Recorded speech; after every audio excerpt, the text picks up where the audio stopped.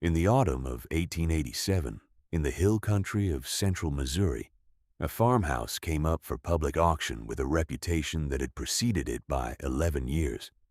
It sat on 43 acres of rolling hardpan, 2 miles east of the town of Creston, at the end of a lane that the county road crew had stopped maintaining sometime in the early part of that decade.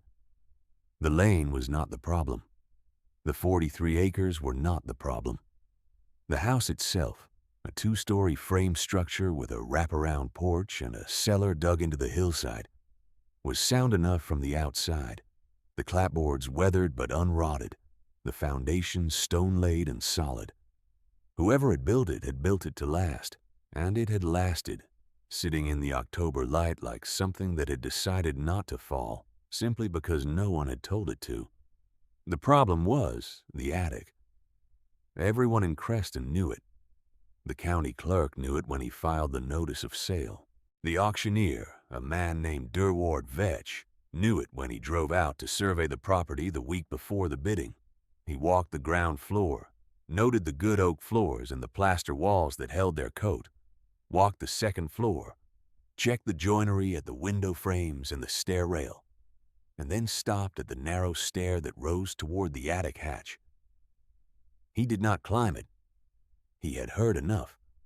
The hatch was padlocked from below. The padlock was the original one, set there by the first owner of the property, a man named Corwin Hale, who had died in the winter of 1876 without telling anyone why he had sealed it. Hale had farmed those 43 acres for 9 years, and in all that time he had not allowed a single soul to pass through that hatch.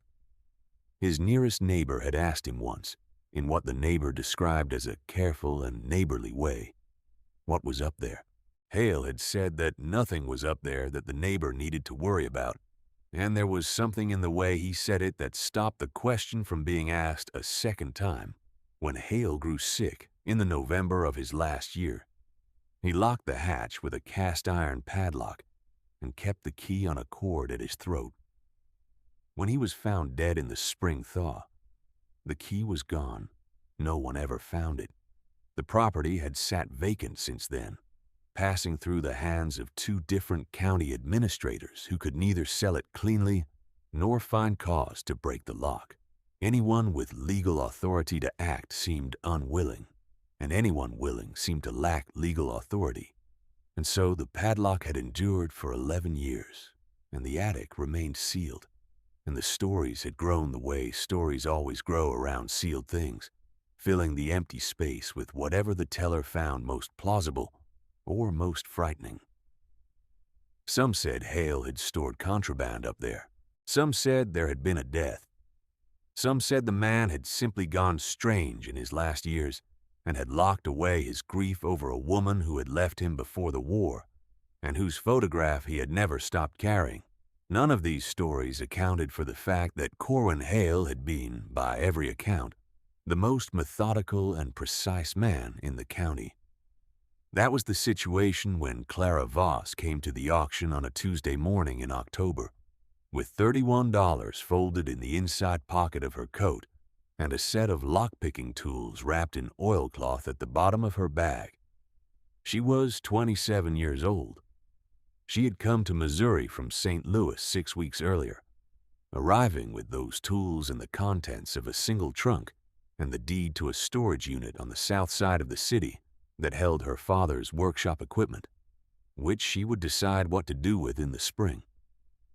She had come because of the notices she had read in the street, Louis papers, which carried the weekly filings from surrounding county clerks, and because one filing had caught her eye and held it in a way that she had learned to trust. She had come because of the padlock. Thomas Voss had been a locksmith of the old school, trained in Cincinnati before the war, and he had worked his trade in St. Louis for the better part of 30 years. He had no sons. Clara had been his apprentice since she was 9, working beside him at the bench, learning the language of pins and springs and tolerances so slight that a degree of heat could change them. She had learned to read a lock the way a careful reader reads a document, looking not just at what it said, but at what it was trying to say, at the choices the maker had made and the choices the owner had made afterward. She had learned to hear the difference between a lock that was holding what it was supposed to hold and a lock that had been placed as a statement. The 3 days at the Creston courthouse had been instructive in ways that went beyond the padlock. The county land records for the relevant period were housed in 2 bound volumes that the clerk had brought out reluctantly, as though the records themselves carried some embarrassment he was responsible for. Clara had asked for everything touching on the Hale property, and had been given a great deal more than that, because the Hale property was embedded in a sequence of county transfers and refilings from the late 1860s and early 1870s that ran across 6 volumes once she knew where to look. She read carefully and took no notes that she left behind, writing only in a small memorandum book she kept in her coat pocket. What she found in the land records was a pattern she could describe, but not yet prove.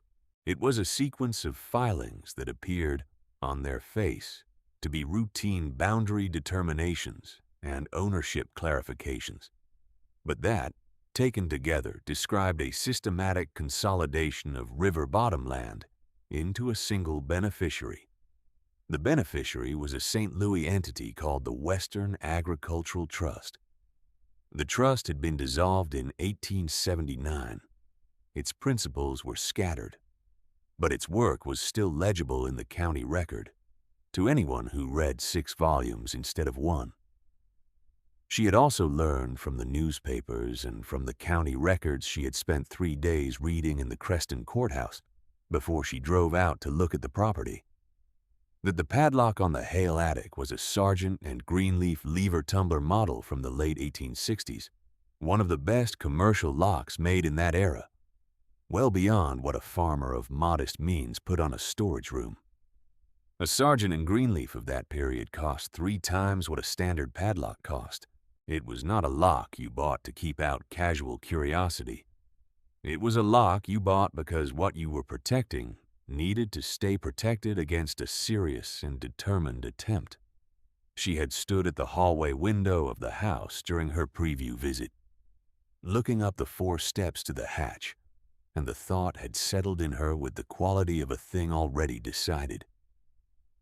This was not a man hiding a secret. This was a man keeping a record. She had not told Durward Vetch any of this. If you have ever watched someone buy a thing the crowd has written off, you know the particular quality of silence that falls when the bidding opens low and stays there. It is not an ordinary silence. It holds a kind of embarrassed pity, the feeling of watching someone walk confidently toward a door everyone else has decided leads nowhere worth going, mixed with a private calculation of whether the watcher ought to say something. The bidding opened at $12. Clara let it sit there. Vetch cleared his throat and looked at the small crowd gathered in the lane. 14 people by Clara's count, 3 of them there for the acreage, most of them there for the story. There were 2 men interested in buying the 43 acres without the house, who had discussed between themselves the possibility of having the structure demolished. There was a woman from the Methodist church who had heard there might be furniture worth salvaging on the ground floor. There was an old farmer named Silas Gund who had driven out from his place 3 miles west, less out of commercial interest than out of what he described to the man beside him as professional curiosity about what 11 years had done to the clapboards. A handful of townspeople had come out simply to watch. Clara raised her hand at $14. The 2 men interested in the acreage raised to $16. Clara went to $18. The 2 men exchanged a look and stepped back. Vetch looked at her then, for the first time at more than a glance, the way men in that era looked at young women who showed up alone at property auctions, which is to say with a combination of mild bewilderment and the assumption that something was about to go wrong for her. He asked if she understood the attic situation. She said she did. He said the padlock was original hardware, and the key was long since gone. and anyone acquiring the property was acquiring the attic, as is, sealed, with no warranty or representation as to its contents. She said she understood. He said the lock was substantial and had resisted all previous efforts to open it by means readily available. She said that was fine. She could feel Gund watching her from the side of the crowd. The gavel came down at $22.50. The Methodist woman congratulated her from a safe distance in a tone that suggested the congratulations were provisional. The two acreage men drove off without speaking to her. Vetch handed her the transfer papers with the air of a man who had discharged his professional obligations and wished her well in whatever followed. Silas Gund caught up with her as she was signing at the county clerk's makeshift table. He was a square-built man in his mid-60s, with the kind of eyes that had spent decades reading weather in the sky and had learned to apply the same attention to people. He moved slowly and did not waste words. He looked at the bag over her shoulder and then at her hands and then back at her face. "You know something," he said. It was not a question. "I know locks," she said. He was quiet for a moment, watching her sign the transfer. "I knew Corwin Hale," he said. 15 years I knew him. Helped him put up fence in the summer of '69. Sat with him through a hard winter when his horse took sick. Knew him as well as he let anyone know him, which was not all the way. Did he ever say what was in the attic? He said it was none of my business and most other people's ruin. Those were his exact words. He said it once and did not say it again. Gund looked at the house. I always thought it was a strange thing to say. Clara handed the signed papers to the clerk. What did you think he meant? I thought he meant something was up there that could hurt someone. Gund turned the words over. Not hurt him. Hurt someone else. Something that might be used against someone, or for someone. Not a simple secret. A consequential one. She picked up her bag. That's a careful reading. He was a careful man, Gund said simply. Whatever it was, he was careful about it. She invited him to come with her the next day, when she drove out with supplies to begin. He came without asking why she had invited him, and without asking whether she wanted him to do anything other than be there, which was the correct approach and told her something useful about him. The ground floor was intact.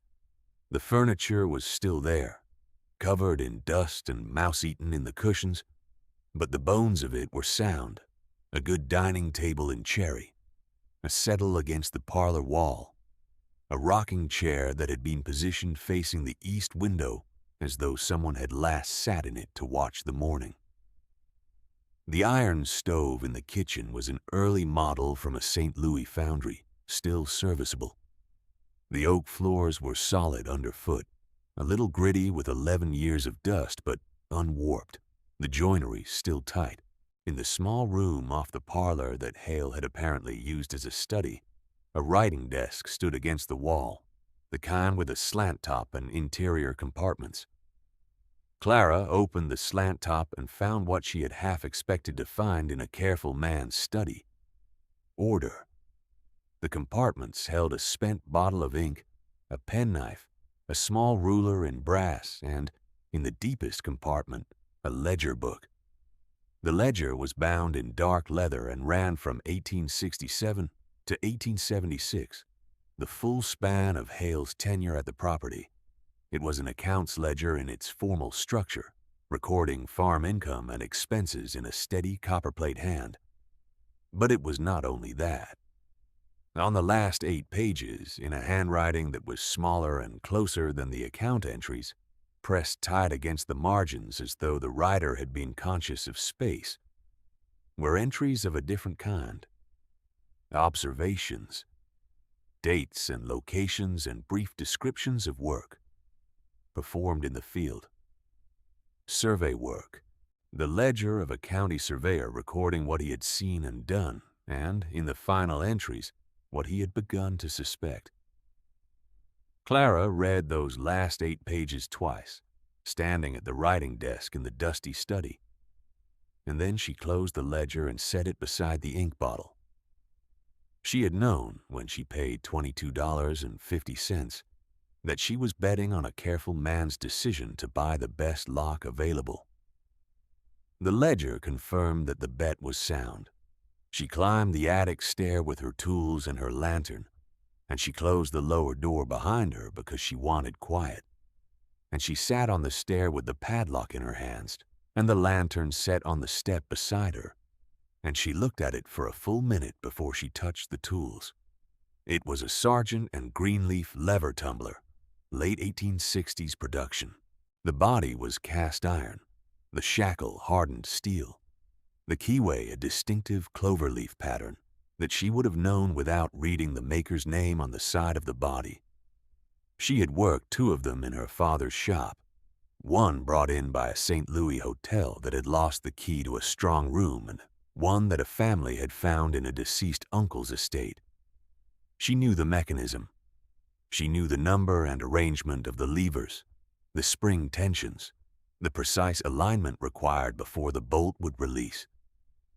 She knew the Sargent and Greenleaf made no concessions to the careless or the impatient. Her father had told her once, while she was working her first lever tumbler at the age of 15, that a lock like this was a conversation. It didn't want to be forced. It wanted to be understood. You had to listen to it the same way you listen to a person who was trying to say something difficult, attending to what was not quite spoken, to the small shifts and resistances that told you more than the words. She opened the oilcloth and selected her tools and began. Gund sat on the second-floor landing below the stair and did not speak, which was the right thing to do. Once she heard him stand and stretch, the creak of his knees, and then settle back down. Through the hallway window, the light went from pale afternoon to the gray-orange of a October dusk. The temperature in the stairwell dropped perceptibly. She worked by feel as much as by sight. The lantern showed her the keyway, but the real work was tactile. The tension wrench held in her left hand, with a pressure calibrated to the lever stack, the pick moving through the mechanism 1 tumbler at a time, setting each in its ordered position and holding it there while she moved to the next. A lever tumbler this good, well-maintained and housed in a dry interior, was tight. The springs were still strong. The tolerances were exactly what the maker intended. She felt it in her wrist first, the particular quality of resistance that told her the mechanism was healthy, undamaged, performing exactly as it had been made to perform. It was not a hostile resistance. It was a principled one. Her father had explained lever tumbler design to her at the bench when she was 12, using a disassembled Brahma as the teaching model, and the lesson had stayed with her in the way that the right lesson at the right age always stays, woven into the body rather than just retained in the mind. 5 levers, each requiring the same precise lifting height before the bolt could pass the gates. The key did this work in a single motion, each lever cut to lift its assigned tumbler to exactly the right height, and no other. Without the key, you had to do it one by one, in the dark and by feel, and hold each one in position while you moved to the next, a matter of sustained and fractional pressure across a sequence of small mechanical commitments.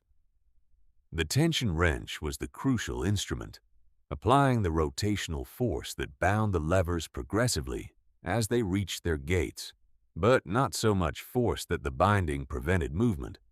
The balance was everything. Too much tension and the levers would not move.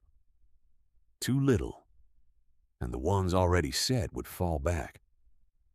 She had found the first lever quickly, its gate nearer to the keyway than the others, and had set it and held the tension steady while she found the second. The second had taken longer, the spring on it stronger than she had expected, requiring a slightly higher lift before it bound in the gate. She had noted this and adjusted her mental model of the mechanism accordingly, redistributing the tension in her left hand by a degree that she could not have named in words, but could feel precisely through the wrench. The third lever was the deepest and required the most care.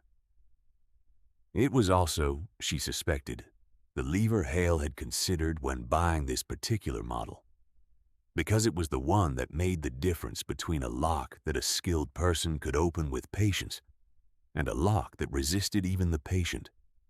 She reset it twice before she was satisfied. She moved to the fourth and then held very still because she could feel the stack beginning to align, the accumulated positions of 4 working levers beginning to say something in the language the lock had always been willing to say to the right hand. The 5th lever yielded on the second attempt. The bolt released. It was not a loud sound. It was the sound of a small mechanical truth acknowledging itself, a release of held tension that she felt through the tension wrench before she heard it. The shackle did not spring open. It simply became movable, waiting for her hand to finish what she had started. She pulled the shackle free and sat holding the open padlock in both hands in the dark of the stair for a moment. Then she climbed the last steps and raised the hatch, and the cold, sealed air of 11 years came down to meet her. She stood in the attic with the lantern held up, and she turned slowly, and what she saw was not disorder or neglect, or the debris of grief. What she saw was a filing system, a careful, deliberate, well-organized filing system built by a man who had spent his professional life working with documents and who had understood, with the precision of a trained surveyor, what he was preserving and why it needed to be preserved in exactly this way. Along the right wall, shelved on brackets of rough-cut lumber that Hale had installed himself, stood 14 wooden crates. Each was labeled on its face in black paint, a date range and a county designation in the same careful hand she had seen in the ledger downstairs. Along the left wall, standing in a purpose-built rack made from strips of hardwood at 2-inch intervals, lay a series of large format surveys, each one wrapped in oilcloth and tied with cord. At the center of the room, on a low table made from a door laid across 2 sawhorses, sat a leather-bound journal and a flat tin box of the kind used for deed storage, its lid stamped with the seal of the Missouri General Land Office. The journal was Hale's working record from his years as a county surveyor, a companion to the ledger downstairs, but more specific, recording individual fieldwork in full, the parcels surveyed, the corner markers placed, the discrepancies he had noted between the land office's official plat descriptions and the conditions he had found in the field. It ran from 1866 through 1872, and the entries became increasingly terse as the years advanced, as though the writer was being careful about what he committed to paper, even in a private record he intended to keep sealed. The early entries from 1866 and 1867 were full and detailed, the writing of a man who had been trained to record his fieldwork completely and who had not yet learned to be afraid of completeness. By 1869, the entries had become clipped and professional, just parcel numbers and dates and measurement sequences. In the margin of one 1870 entry, in a hand that was the same as the rest but pressed harder into the page, someone had written a single word: altered. She turned back to the beginning of that section and read forward again, more slowly. Midway through the 1870 entries, the word appeared a second time, beside a different parcel number, and then a third time, and then a fourth. After that, the entries became almost purely numerical, as though the man writing them had decided that any word beyond the necessary minimum was a word that could be used against him. The surveys on the left wall were originals, not copies.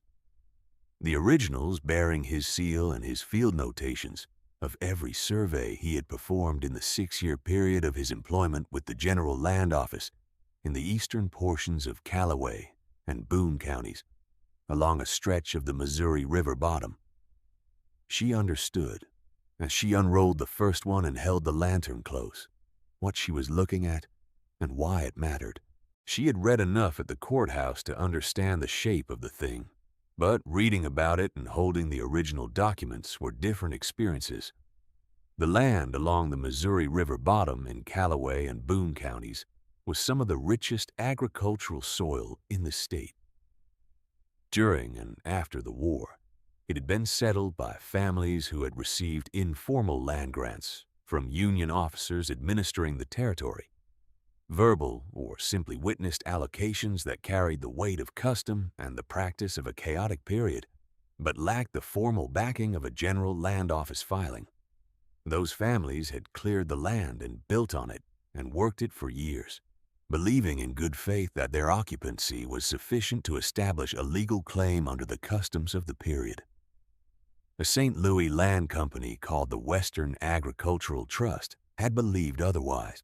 Between 1868 and 1871, the trust had worked with cooperative county officials to execute a series of refilings in the county record system that replaced the original survey descriptions with altered versions, shifting legal boundary lines by distances too small to detect without the originals and too consequential to ignore once detected, extinguishing the informal claims of the settler families by making the records show that the land they occupied had never been formally allocated.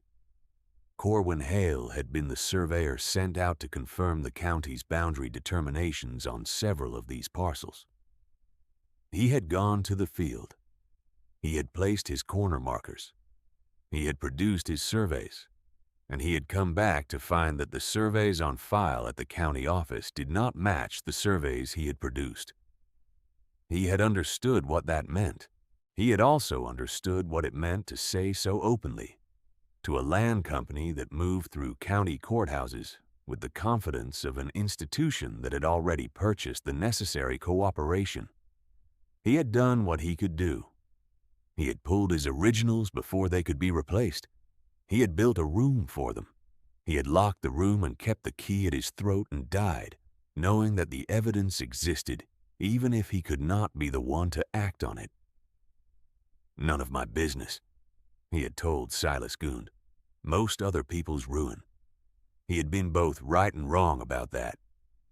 It was not most other people's ruin.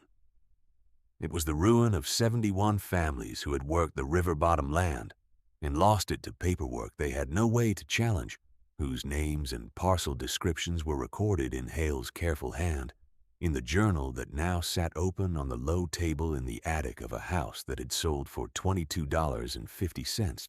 Clara sat in the attic for a long time that evening with the lantern burning low. In the morning, she drove to Creston and found the state land office's claims agent. His name was Pemberton, a thin and careful man in his late 40s who kept his desk as organized as the attic had been, and who looked at the surveys she spread before him with the precise attention of someone who had waited a long time to see something like them. He had been the state land office's claims agent in Creston for 11 years, which meant he had been there when the Western Agricultural Trust's work was being done, and had been there afterward when the consequences settled into the landscape. He had the look of a man who had understood something was wrong for a long time and had lacked the means to demonstrate it. She had brought 4 originals and their corresponding altered versions, the pairs laid side by side, the differences annotated in the margins of the altered copies in her own hand. The differences were not dramatic, which was precisely the point. A boundary line moved 7 chains north. A corner marker described as a stone blaze on the east face of a cottonwood rather than the west face. A parcel width stated as 44 chains, where the original said 41. Small, professional, deniable. The kind of alteration that required the original to prove, and that the trust had presumably believed would never be confronted with its original. Pemberton did not speak for the first 10 minutes. He traced the boundary lines with his finger. He checked the seals. He read the field notations on the originals, and the absence of those notations on the altered versions. He compared the handwriting, which was different, the alterations done in a cleaner, less individuated hand than Hale's careful surveyor's script. He looked up at her once and then looked back at the documents. "How many more?" he said. It was not quite a question. 14 crates, she said, plus the survey rack. I've not counted the individual items, but the date range covers 6 years of fieldwork. Pemberton sat back in his chair, the movement of a man absorbing something large. Corwin Hale. Yes. I've heard his name in connection with this matter before. There was a formal inquiry in 1873, initiated by a former county assessor who had become suspicious of the record sequence. It went nowhere. The man who initiated it retracted his filing and left the county shortly afterward. Pemberton looked at the surveys on his desk. I always assumed the originals had been destroyed. It was the logical conclusion, given that no one had been able to produce them. He destroyed everything the trust had access to, Clara said. He kept everything he had access to, which was everything he had produced himself. Pemberton turned one of the originals over in his hands, looking at the back of the document where Hale's field notes ran in pencil across the margin. He built the room for these, he said. It was not a question. He did, she said. He built it in 1867, before the worst of the alterations. Before he knew exactly what he was building it for, I think. But he knew he would need it. The inquiry that Pemberton opened the following week took the better part of 4 months. A federal claims examiner came down from Jefferson City in January. The circuit court in Callaway County was involved. A secondary review was conducted by the state's attorney general's office, which had its own reasons for interest in the Western Agricultural Trust, now dissolved, whose principals had dispersed to various enterprises in St. Louis and Chicago, and one case as far as San Francisco. Clara and Gund spent 3 days in November transferring the crates and the surveys from the attic to Pemberton's custody, working carefully down the narrow stair with the 14 crates and then the rack of surveys, each piece handled as though it understood its own value. On the 3rd day, when the attic was empty and the last item was logged into Pemberton's custody receipt, Gunn stood in the bare room and looked at the shelves Hale had built. He put those up in the summer of '67, Gunn said. I helped him carry the lumber. He said he was building storage shelving. I assumed he meant for grain or seed. He touched one of the brackets. I should have wondered. He never stored grain up here. He couldn't tell you what it was for, Clara said. No. Gund was quiet. He was protecting me as much as anyone. If I knew, someone might ask me what I knew. He looked at the empty brackets. He thought about everyone else. That was the kind of man he was. The inquiry found what Clara had found, organized and documented and confirmed by the records Hale had preserved. The Western Agricultural Trust had caused the alteration of 23 survey filings.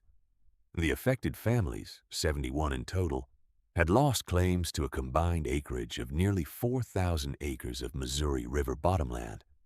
Most of those families had long since moved on. Their claims, in the legal sense, had expired with their departure, and the land itself had passed through multiple subsequent owners who bore no culpability and could not be asked to surrender their titles. What the inquiry could do was limited, but what it could do, it did.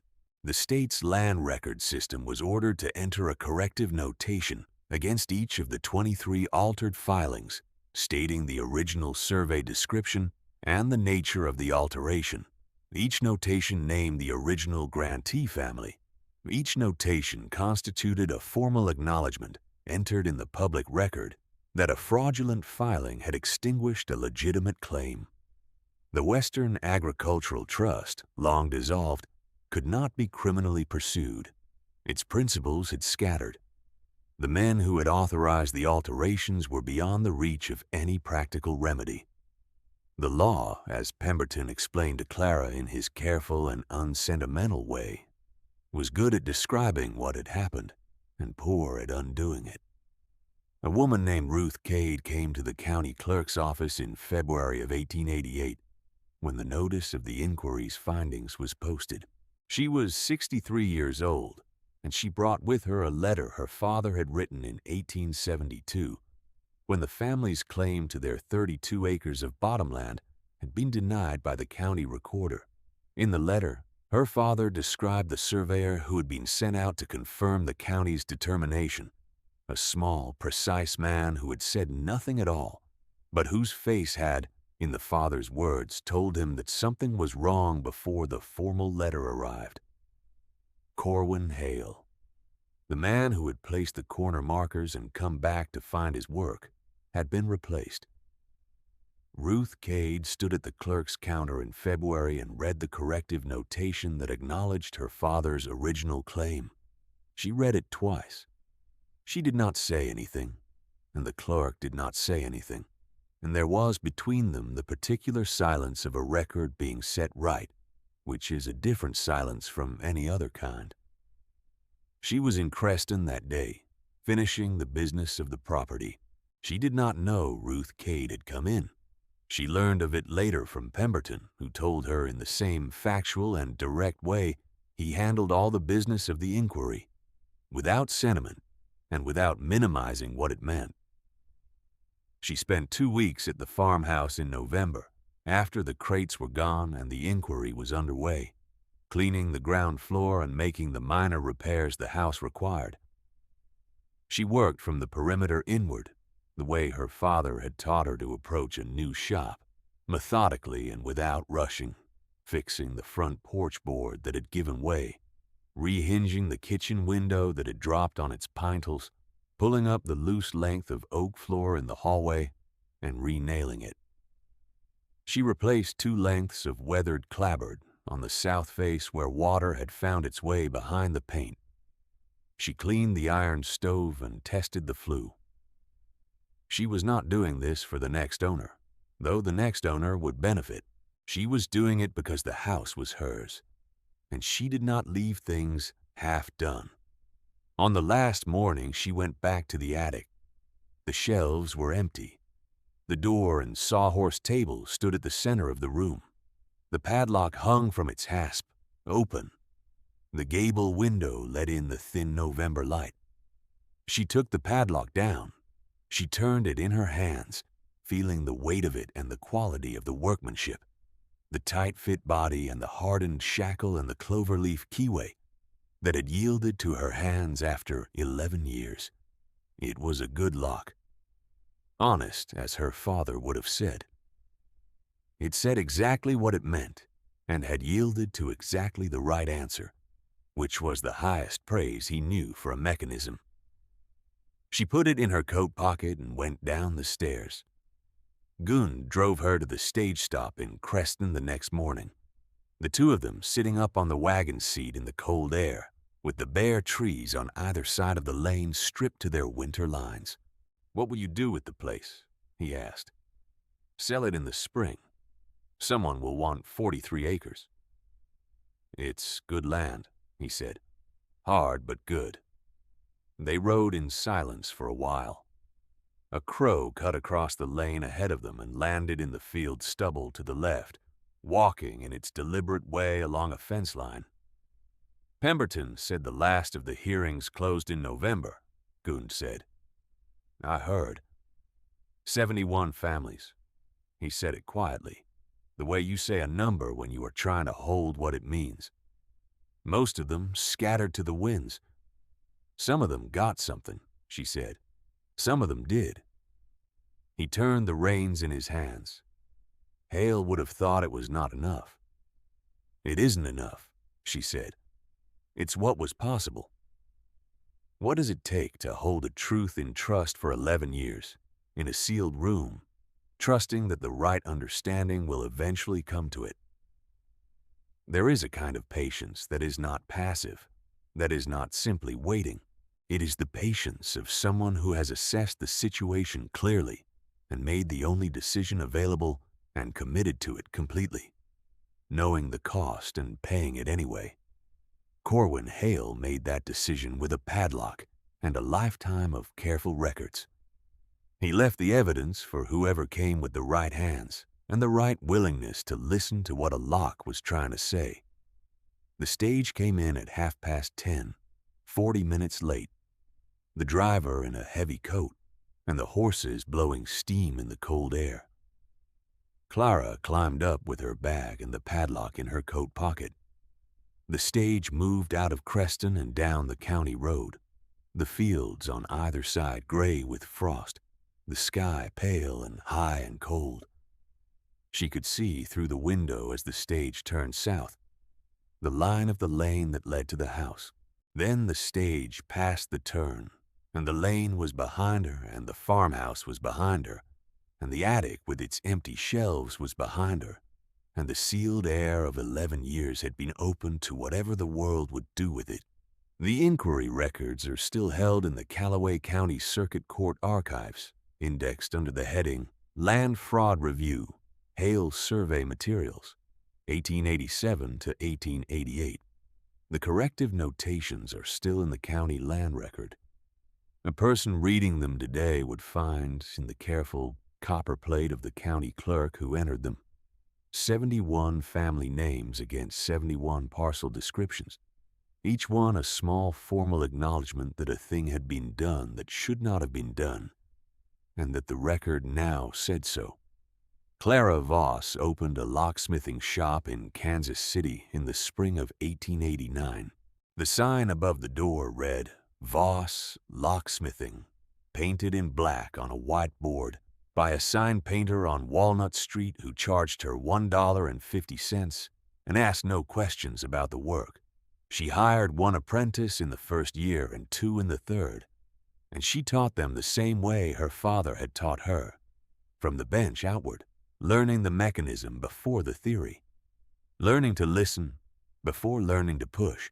The padlock from the Hale attic hung on a nail inside the workshop door for 32 years. On the coat she wore when she was working, moved from coat to coat as each one wore out. She never explained to the apprentices why it was there, and they learned not to ask, because her answers to questions about it were brief and not encouraging of further inquiry. It was a Sargent and Greenleaf, she would say. Good lock. Old. She had opened it herself. That was all she said, and it was the truest summary available. The last entry in her shop ledger, written in a hand that had aged but kept its precision, records a Sargent and Greenleaf lever tumbler of 1868 production. Full inspection. Mechanism examined and found in sound working order throughout. Shackle polished. Return to hook. She had written it for her own records in the manner her father had insisted on, because everything that came through the shop deserved an accounting. Even the things that had been waiting a long time, even the things that were already yours.